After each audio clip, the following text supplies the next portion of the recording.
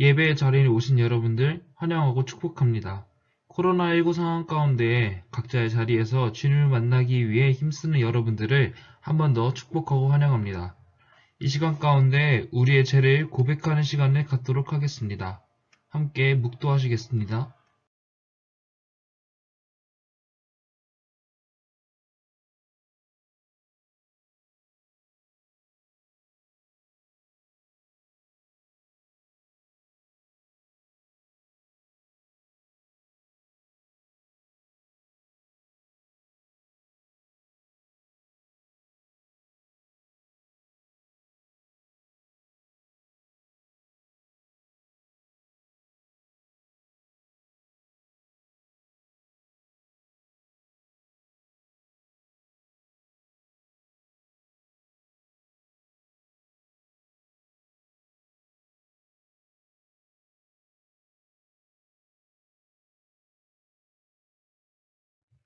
나는 전능하신 아버지 하나님, 천지의 창조주를 믿습니다.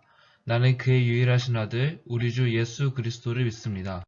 그는 성령으로 잉태되어 동정녀 마리아에게서 나시고 본디오 빌라도에게 고난을 받아 십자가에 못 박혀 죽으시고 장사된 지 사흘 만에 죽은 자 가운데서 다시 살아나셨으며 하늘에 오르시어 전능하신 아버지 하나님 우편에 앉아 계시다가 거기로부터 살아있는 자와 죽은 자를 심판하러 오십니다. 나는 성령을 믿으며 거룩한 공교회와 성도의 교제와 죄를 용서받는 것과 몸의 부활과 영생을 믿습니다. 아멘.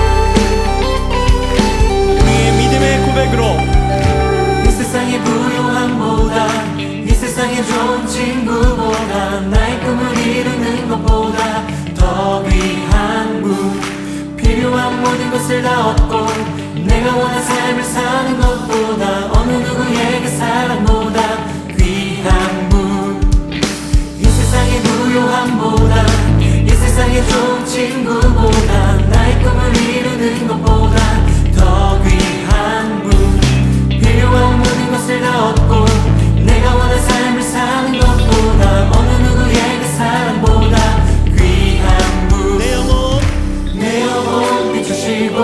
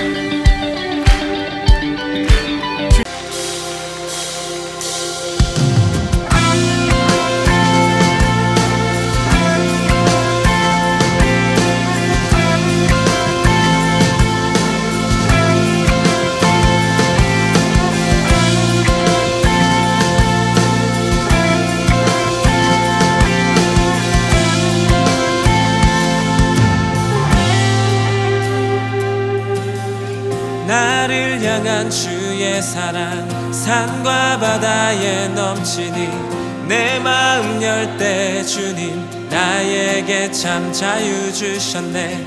늘 진리 속에 거하며 나의 손을 높이 들고 언제나 주님의 사랑을 노래하리.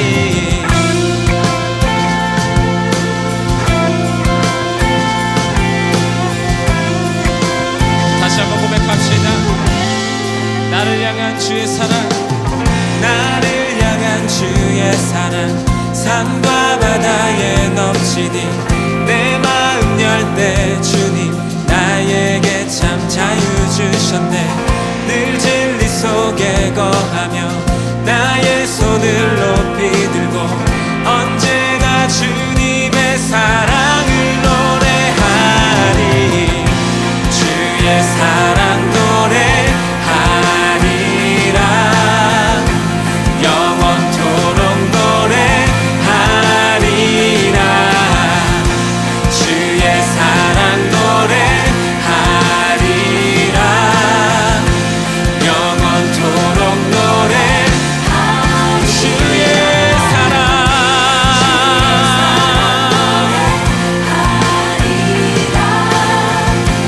영원토록 노래하리라.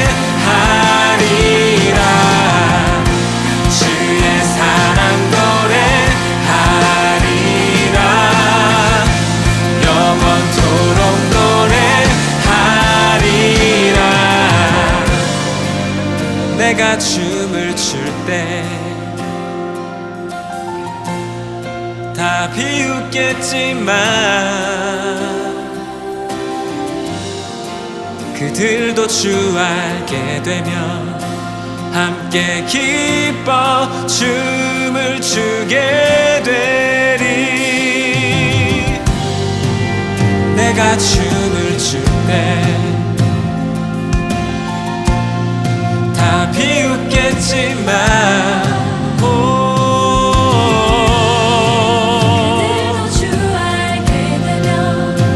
함께 기뻐 춤을 추게 되리.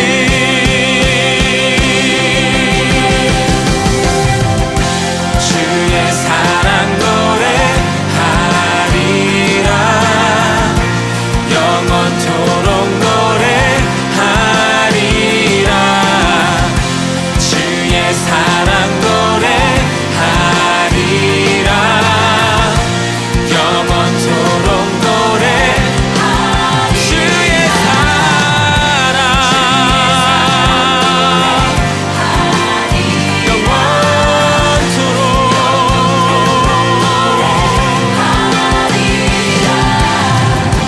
주의 사랑 노래하리라. 영원토록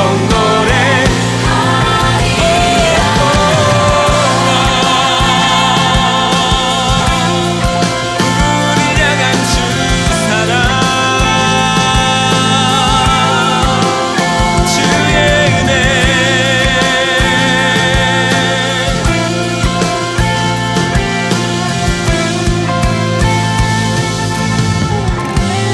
우리를 사랑하시는 주님을 찬양합니다. 주님께 감사와 영광의 박수 올려드립시다. 할렐루야 할렐루야. 기도드리겠습니다. 사랑과 은혜가 풍성하신 하나님 감사합니다. 한 주간의 삶 가운데도 건강하게 지켜주시고 이렇게 사순절 세 번째 주일로 하나님 앞에 예배드리게 해주시니 감사합니다. 사순절 기간 동안 저희들을 향한 주님의 사랑을 묵상하게 하시고 특별히 마태복음 5장에 나오는 산상수훈의 교훈의 말씀을 저희 인생 가운데 예수님의 성품으로 품고 살아갈 수 있는 저희 모두가 되게 하여 주시옵소서. 예배 모든 것을 주님께 맡기기를 원하오며 예수님의 이름으로 간절히 기도합니다. 아멘. 하나님의 말씀을 받는 시간입니다. 하나님의 말씀은 신약성경 마태복음 5장 1절부터 4절까지의 말씀입니다. 마태복음 5장 1절부터 4절까지의 말씀 다 찾은 줄 알고 한 목소리로 함께 봉독하겠습니다. 예수께서 무리를 보시고 산에 올라가 앉으시니 제자들이 나온지라 입을 열어 가르쳐 이르시되 심령이 가난한 자는 복이 있나니 천국이 그들의 것이며 애통하는 자는 복이 있나니 그들이 위로를 받을 것이며. 아멘. 할렐루야. 여러분 한 주간 잘 지내셨습니까?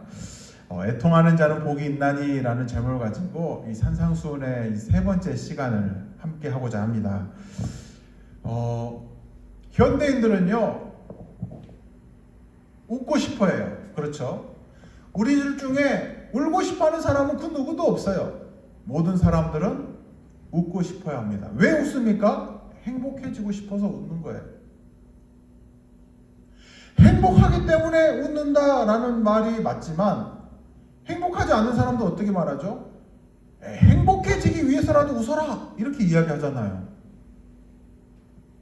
왜 그렇습니까? 울음을 싫어하기 때문에 그래요. 울음은 슬픔이고 부끄러운 감정이라고 생각하고 행복과 반대된다고 생각하기 때문에 그래요. 그래서 찡그리지 말고 울지 말고 웃어라. 저는 어렸을 때요 이런 말을 많이 들었어요. 살면서 3번만 울어라. 부모가 돌아가셨을 때, 태어났을 때, 그렇죠?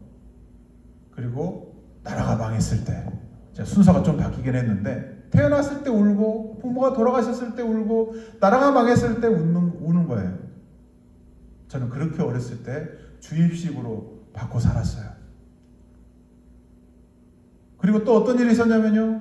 어릴 때 친구들끼리 많이 싸우잖아요. 막 치고받고 싸우고 밀치고 막 그런단 말이죠. 그런데 누가 때리고 누가 코피를 흘리고 이게 중요한 게 아니었어요. 누가 먼저 우냐 이게 중요했어요. 그래서 많이 때리고도 울면 지는 거였어요. 여러분들은 그런 경험 없나요? 그만큼 이 유독 한국 사람에게 있어서 울음이라고 하는 것은요 굉장히 터부시되는 문제였습니다. 울지 말아라. 감정을 억누르는 거죠. 어렸을 때부터. 근데요 만약에 울음이라는 것이 인생에 필요 없다면 하나님께서 왜 우리에게 울음을 주셨을까요? 아니 왜 사람을 왜 울도록 만드셨을까요? 그렇잖아요. 상식적으로 생각했을 때 우리는 울지 말아라고 이야기하는데 하나님 보실 때는 이 울음이 필요하기 때문에 울음을 만드시지 않았을까요? 아프면 울고 슬프면 울어야 되는 거예요. 그런데 요즘 사람들 어떻죠? 아파도 꼭 참고 웃어요. 내 삶은 힘들어 미치겠는데 웃어요.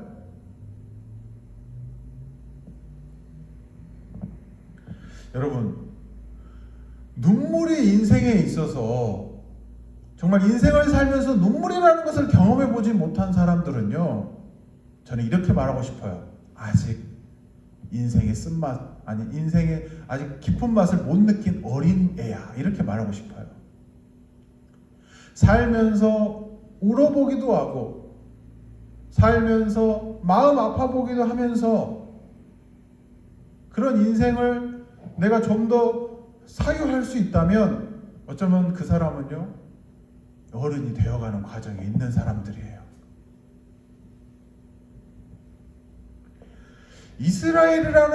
이스라엘에 있어서 이 이삭이라는 이름은요 웃음의 뜻을 가지고 있어요. 웃음. 그렇잖아요. 아브라함에게 있어서 아들 이삭은 웃음 그 자체였어요. 아브라함의 인생을 살펴보면요 어쩌면 그 웃음이 없는 삶을 살았어요.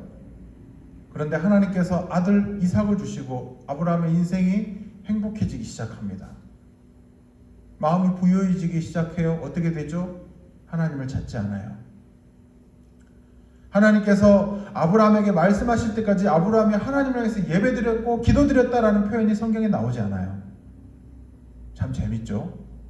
그런 의미에서 봤을 때 아들 이삭은 아브라함에게 있어서 행복 그 자체였다라는 사실을 알 수가 있어요. 여러분 속담 중에요 햇빛이 가득한 땅은요 사막이 된다라는 말이 있어요. 잘 생각해 보세요. 햇빛이 매일매일 내리쬐는 땅은요 사막화가 된대요. 모래만 흩날리는 푸석푸석한 아무 생명이 살 수 없는 그 땅이 된다라는 거예요. 이걸 삶 속에 적용해 볼까요? 인생에 적용해 보세요.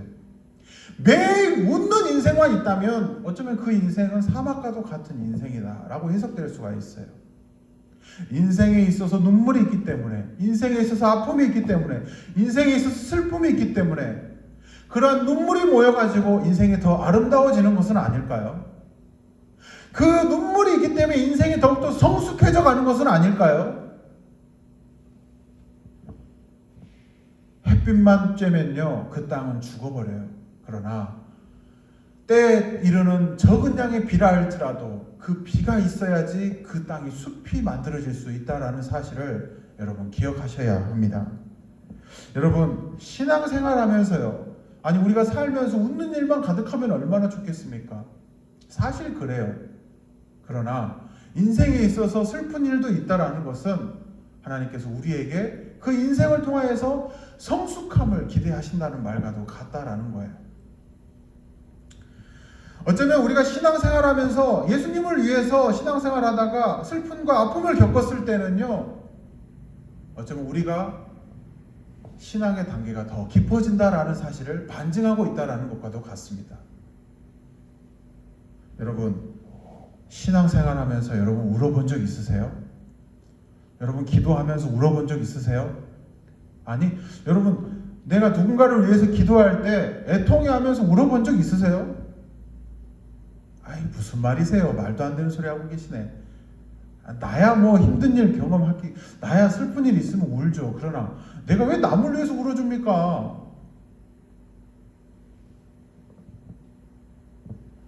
여러분 많은 사람들은요 살면서 웃고 싶어 해요.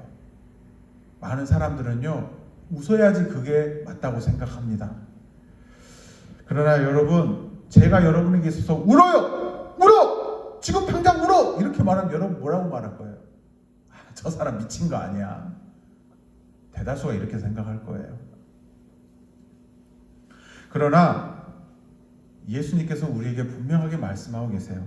애통하는 자는 복이 있나니, 여기서 애통이라는 말은 몹시 슬프고 가슴 아파하는 것이라고 해석할 수가 있는데, 이 성경에 보면요, 이 애통이라는 단어가 여러 군데 사용됐어요. 근데 특별히 우리가 세 가지 관점에서 살펴볼 부분이 있는데, 첫 번째가 뭐냐면 다윗이 애통할 때예요. 다윗이 어쩔 때 애통했을까요? 다윗이요 자신의 죄를 발견했을 때 애통했다라고 그래요. 참 재밌죠? 아니 내 죄를 내가 발견하는데 왜 애통해야지? 다윗이요 자신의 죄를 감췄어요. 자신의 그 살인자의 마음, 살인 그 행위를요 모든 사람들은 몰랐다고 생각했는데 하나님은 아셨던 거예요. 그 하나님이 선지자를 통해서 자신의 죄를 까발렸을 때 다윗은 어떤 심정이었냐면 애통했다라고 이야기해요. 애통했다. 여러분 그러지 않겠어요? 지금 자신의 죄가 눈에 보이는데 웃고 있는 사람이 어디 있겠어요? 다윗은요 온 몸을 찢고 옷을 찢고 머리에 죄를 뒤집어 쓰고 하나님 앞에 식음을 전폐하면서 울었다 이렇게 이야기하고 있어요. 회개했다. 여기서 사용되는 단어가 애통이라는 단어입니다. 우리는 이 애통이라는 단어를 생각하면서 깨달을 수 있는 게 있는데요. 첫 번째가 뭐냐면요. 자신의 죄를 볼 수 있는 게 애통이라는 거예요. 자신의 죄를 본다라는 거예요. 자신의 죄. 여러분 자신의 죄를 보면서 웃을 수 있는 사람은 없을 거예요. 물론 웃는 사람도 있어요. 더러 있습니다. 그러나 대다수의 사람들, 정상적인 사람들은요. 정상적인 양심과 판단력을 가진 사람들은 자신의 죄를 보면요. 웃을 수가 없어요. 그잖아요. 내가 사이코패스가 아닌 이상에서야. 자신의 죄가 지금 자신의 눈에 보이는데 웃고 있을 사람은 없어요.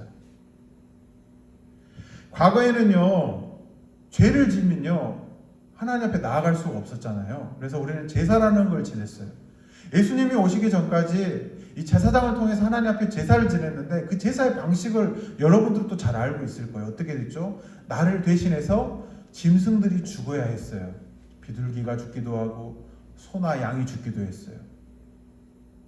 그 짐승들을 가져다가 형편대로 가져다가 머리에 안수하고 내 죄를 전가시키고 자신이 직접 그 짐승을 찔러 죽임으로써 내가 사실은 하나님 앞에 죄인으로서 죽어야 하는데 나를 대신해서 이 동물을 죽여야 했다라는 거예요.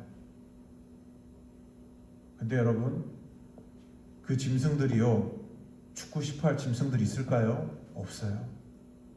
살려달라고 몸부림쳤을 거예요. 매!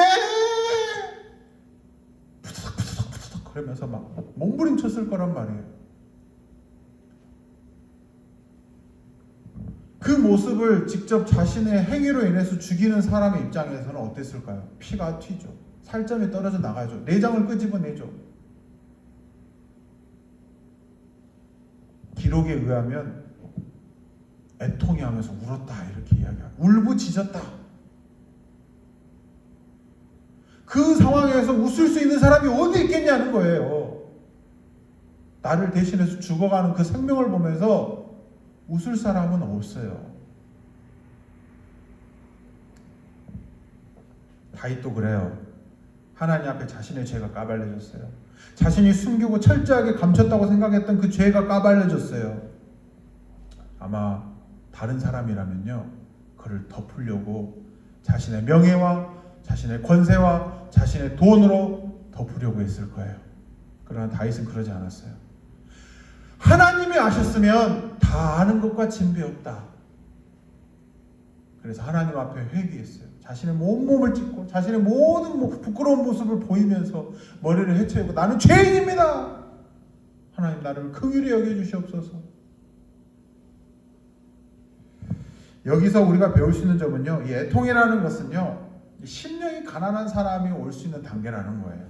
심령이 가난하지 않으면요, 애통의 한 마음조차도 없어요.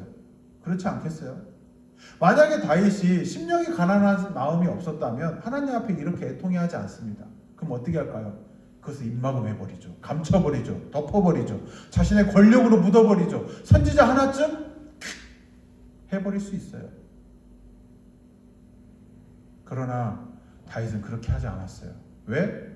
마음이 가난했기 때문에, 심령이 가난했기 때문에 하나님 앞에 회개할 수 있었던 겁니다. 심령이 가난하지 않으면요, 여러분 울지 못해요. 심령이 가난하지 않으면 여러분 애통하는 마음이 없습니다. 심령이 가난하지 못하면 자신은 잘못이 없다라고 이야기해요. 나 죄 없어. 왜? 남이 죽였잖아. 물론 양심의 꺼리낌이 좀 있긴 있어. 내가 시켰으니까.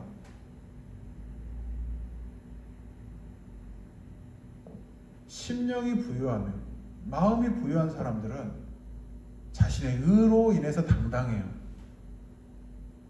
그러나 심령이 가난한 사람은 하나님 앞에 죄인임을 고백하는 사람들입니다. 그런 의미에서 이 8가지의 팔복의 행복은요, 예수님의 성품이라는 사실을 알 수가 있어요. 그것들이 처음부터 끝까지 다 하나로 이어져 있다는 사실을 우리가 배울 수 있다는 거예요. 심령이 가난하지 않고는요, 마음이 부유한 사람들은 자신의 잘못을 자신의 허물을 인정하려 들지 않습니다. 여러분 주위에도 그런 사람 많을 거예요. 자신의 잘못을 인정하려 들지 않아요. 나 잘났어. 내가 한 게 맞아. 왜 그렇습니까? 심령이 부유하기 때문에 그래요. 자신의 잘못을 보지 못하는 거예요. 자신의 실수를 보지 못하는 거예요. 남의 마음을 이해하지 못하는 거예요. 그런 사람들은 그것이 잘못인 줄도 죄인 줄도 몰라요. 그러나 다윗은 자신의 죄에 대해서 자복하고 회개해서 자신의 죄를 두 눈으로 볼 수 있는 행복을 가졌다라는 거예요. 성경을 보면요, 오라 나는 죄인이로다, 나는 공고한 자로다 그러면서 고백하는 사람이 나와요. 누굽니까? 사도 바울이죠. 사도 바울의 예전의 모습이 어떻습니까? 살기가 등등하다, 당당하다 이거예요. 살인을 저질러 놓고도 당당해요. 자신의 재능도 있고 공부도 잘하고 학벌도 좋고 돈도 많고 이스라엘을 다스릴 수 있는 훌륭한 사람이다라고 생각했어요. 그러나 예수님을 만나고 그가 애통하는 사람이 됐을 때 오라 나는 공고한 자로다, 오라 나는 죄인 중에 죄인이로다. 나는 작은 자 중에 작은 자로다. 이렇게 고백을 하잖아요. 왜 그렇습니까? 심령이 가난해지셨기 때문에 애통해 하는 마음도 생겼다라는 거예요. 누굴 만남으로써? 예수님을 만남으로써요. 자신의 죄를 보고 애통할 수 있는 사람들은 여러분 행복한 사람들이에요. 두 번째로 배울 수 있는 사실은 내가 아닌 남을 위해서 애통할 수 있는 사람들입니다. 제가 서두에서 이야기했죠. 예수님께서요 예루살렘 성에 입성하실 때 우셨어요. 왜 우셨을까요? 뜬금없이. 남들은요 호산나 다윗의 자손 예수여 우리들의 왕으로 오시니요 하면서 막 박수치면서 찬양하면서요 막 떠들고 막 꽹가리 치면서요 웃었어요. 그런데 예수님은 그런 상황에서 우셨다고 그래요. 우셨다고. 왜 그럴까요? 예수님은 저들의 미래가 보이는 거예요. 저들이 앞으로 어떻게 변할지 보이는 거예요. 그 며칠 전에 사람들이 예수님 향해서 이렇게 환영해놓고 떠들고 막 우리의 왕으로 오시옵소서 해놓고 그 며칠 뒤에 사람들이 바로 180도 바뀌어가지고 예수를 십자가에 매달아라 그러잖아요. 돌로 쳐서 침 뱉고 조롱하잖아요. 이 사람이 이렇게 악해요, 여러분. 자신에게 이익이 된다라고 생각할 때에는 그렇게 하면서 우리의 왕으로 오시옵소서 하면서 자신에게 이익이 없다고 생각하면 자신과 관계가 없다고 생각하면 죽여버려라. 십자가에 달아버려라. 이렇게 한다라는 거예요. 예수님이 그 모습을 보시면서 울었어요. 하나님, 저들이 지금 무슨 잘못을 하는지 알지 못합니다. 저들이 지금 어디로 가는지 자기들 스스로가 알지 못합니다. 저들을 불쌍히 여겨주시옵소서. 이게 예수님의 기도였습니다.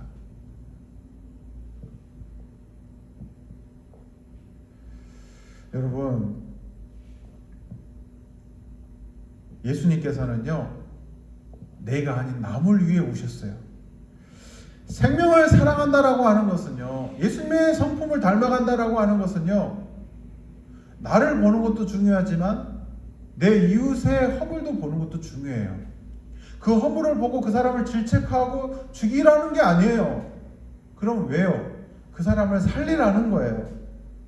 내 소중한 가족들이 예수님을 알지 못해서 지금 지옥으로 걸어가고 있는데 아유 빨리 가라 이렇게 할 사람 누가 있겠냐는 거예요. 도시락 싸두고 다니면서 말려야 되지 않겠어요? 그것으로 가지마 잡아당겨야 되지 않겠어요?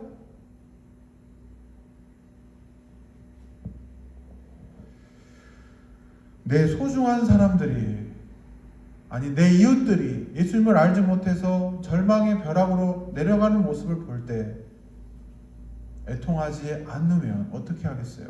가든지 말든지.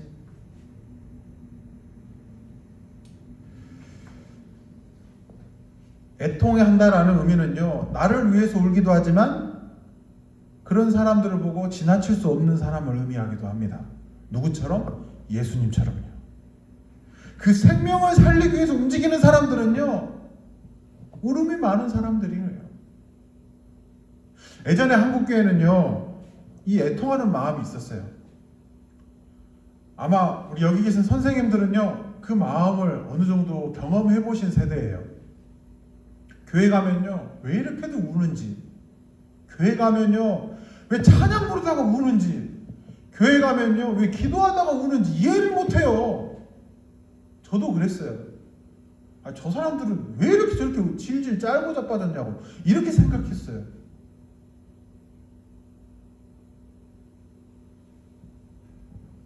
그런데 지금 그러면서 지금 예배드리면서 우는 사람 있습니까? 지금 기도하는 중에 우는 사람 있어요? 야, 시간이 불과 몇 년 안 지난 것 같은데 지금 우는 사람 없어요. 다시 말하면 심령이 부요해졌다라는 거예요. 애통하는 마음이 우리 가운데 없다라는 거예요. 이 한국교회 가운데 없다라는 거예요. 이 얼마나 슬픈 일입니까?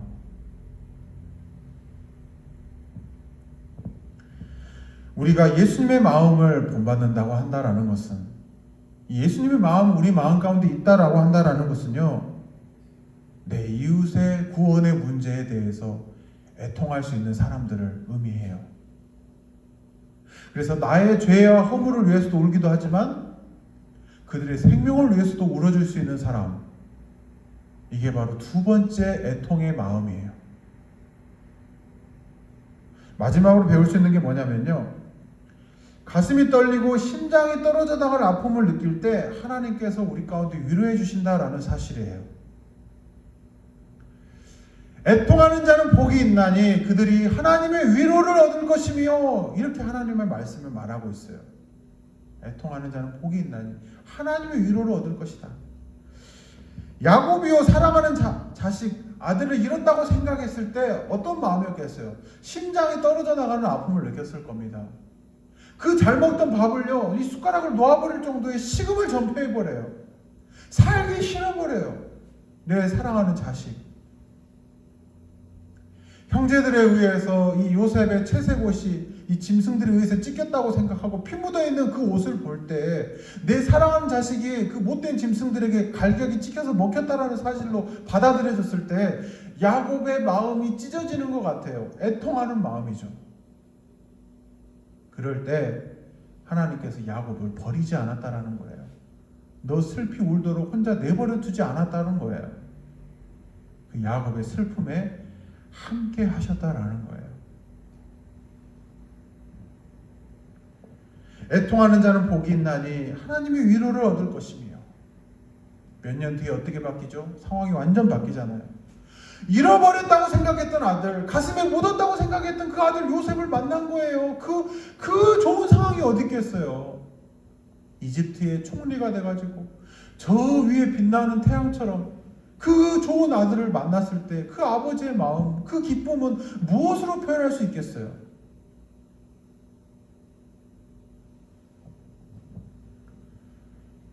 신약성경에 보면요, 나인성 과부의 이야기가 나와요. 이 나인이라는 이름은 슬픔이라는 뜻을 가진 성인데, 이 슬픔이라는 가진 성도 좀 독특한데 거기에 사는 한 과부의 이야기가 있어요. 자신의 남편도, 사랑하는 남편도 잃고 그 이제 의지할 곳이라고는 아들 하나밖에 없는데 그 아들마저도 이유는 모르겠지만 어떤 연유로 죽고 말았어요. 그래서 아들의 관이 지나갈 때 그 엄마가 얼마나 슬피 우는지, 얼마나 가슴 절절히 애통해 하는지 예수님께서 지나가시는 길을 멈추고 가서 그 과부를 위로하는 장면이 성경에 나와요. 사랑하는 아들아, 일어나라. 잃어버렸다고 생각했던 그 아들을 다시 되찾아 주셨어요. 누가? 하나님이에요. 여러분, 하나님도 우셨다라는 사실 여러분 알고 계십니까? 하나님도 우셨대요. 아니, 어떻게 하나님이 울어? 말도 안 되는 소리 하고 있다고. 하나님도 우셨대요. 언제 우셨을까요? 예수님이 십자가에 돌아가셨을 때 우셨어요. 죄 없이 죽어가는 내 아들을 보면서 하나님께서도 우셨다라는 거예요. 패션 오브 크라이스트라는 영화를 보면요, 좀 오래된 영화예요. 저희 세대 때는 사순절 기간만 되면 봤던 영화인데 요즘은 오래된 영화라서 좀 잘 안 보는 것 같긴 해요. 근데 그 영화에 보면요, 예수님께서 십자가에 달려서 돌아가실 때 이 고개를 떨구었을 때 하늘에서 빗방울 하나가 떨어집니다. 슈. 그래서 땅바닥에 탁 닿았을 때 팍 터지면서 이 지면이 쫙 갈라져요. 땅이 갈라지는 장면이 나와요. 이 눈물방울이 클로즈업 되면서 땅바닥에 떨어졌을 때 팍! 그러면서 온 땅이 막 흔들리고 무덤이 터지고, 그러면서 어떻게 바뀌죠? 해와 달이 빛을 잃어버려요. 온 세상이 어둠에 잠겨버립니다. 누구의 마음을 표현할까요? 저는 하나님의 마음을 표현하는 장면이라고 생각해요. 얼마나 슬프셨으면, 온 몸을 부들부들 떠셨으면, 온 천지가 이렇게 진동하고 그 마음이 얼마나 어두워졌으면 빛을 잃어버렸다 그러잖아요. 빛을 잃어버렸다. 저는 이 모습을 묵상하면 묵상할수록 하나님께서 얼마나 애통해하면서 우셨는지 그 마음이 느껴져요. 하나님도 사랑하는 독자 아들 예수를 잃었을 때 애통해 하셨습니다. 여러분, 애통으로 끝나버리면요, 그 인생은 비참함이에요. 비참함. 애통은 곧 비참이죠. 그러나 애통함이 있기 때문에 이런 위로도 있다라는 사실을 여러분 기억하셔야 됩니다. 하나님을 믿는 우리들은요, 이 애통함이 애통함으로 끝나서 비참함이 되는 것이 아니라 이 애통함이 곧 하나님의 영광이 된다라는 사실을 기억하셔야 됩니다. 하나님은 우리를 위로하시기를 원하세요. 잃어버렸던 아들을 되찾았어요. 웃음을 되찾았어요. 그 아버지의 마음은 어땠을까요? 얼마나 행복했을까요? 슬픔 중에 있을 때, 애통함 중에 있을 때 여러분, 하나님의 위로가 있다는 사실을 여러분 꼭 기억하시기를 바랍니다. 이제 말씀을 정리하고자 합니다. 여러분, 살면서 웃을 일만 가득하다면 얼마나 행복할 것 같으세요? 햇빛만 가득하면 그 인생은 사막과도 같습니다. 비록 슬픔과 아픔이 있다 할지라도 하나님의 은혜의 단비가 때에 따라 내리면 그 인생이 푸른 숲과 같이 성숙한 인생으로 나아간다는 사실을 여러분 꼭 기억하시기를 바랍니다. 애통한다는 의미는 마음이 겸손한 자로 자신의 죄를 두 눈으로 볼 수 있는 사람이에요. 애통한 자는 이 마음이 겸손한 자로 자신의 죄를 볼 뿐만 아니라 남의 그 죽음으로 가는 그 길에서 이 구원을 향한 손을 내밀 수 있는 사람이다라는 거예요. 애통한다는 사람은 하나님의 위로를 얻을 사람이라는 거예요. 다시 말하면 하나님의 행복이 곧 임할 사람이라는 거예요. 사랑하는 친구들, 애통하십니까? 여러분, 울고 계십니까? 마음은 울고 있는데 겉은 아무렇지 않은 척 웃고 있습니까? 하나님께서 여러분의 마음을 닦아주실 겁니다. 여러분이 지금 속으로 울부짖고 있고 힘들어하고 짊어지고 있는 짐을 하나님께서 짊어져 주실 겁니다. 애통하는 자는 복이 있나니 그들이 하나님의 위로를 얻을 것이미로다. 하나님의 사랑과 위로와 회복이 저와 여러분 가운데 있기를 바랍니다. 기도하겠습니다. 사랑과 은혜가 풍성하신 하나님 감사합니다. 우리가 이 시간 진실로 애통하기를 원합니다. 우리의 교만함과 죄악된 모습을 보고 하나님 앞에 애통하는 마음으로 회개하기를 원합니다. 예수님의 사랑을 알면서도 그 사랑을 전하기보다는 오히려 두려워하고 부끄러워하고 이웃 사랑하지 않는 그 마음을 주님 불쌍히 여겨 주시옵소서. 내가 나를 사랑하는 것처럼 남을 사랑하고 내 이웃을 품고 기도할 수 있고 애통할 수 있는 저희들이 되게 하여 주시옵소서. 예수님께서 우셨던 것처럼 제자들이 복음을 전하면서 울었던 것처럼 저희들도 생명을 살리는 일에 애통하며 울 수 있는 마음을 허락하여 주시옵소서. 주님, 이 시간 애통하는 친구들이 있습니까? 마음이 힘들고 세상의 짐을 많이 지고 걱정과 근심 앞에 슬퍼하는 친구들이 있습니까?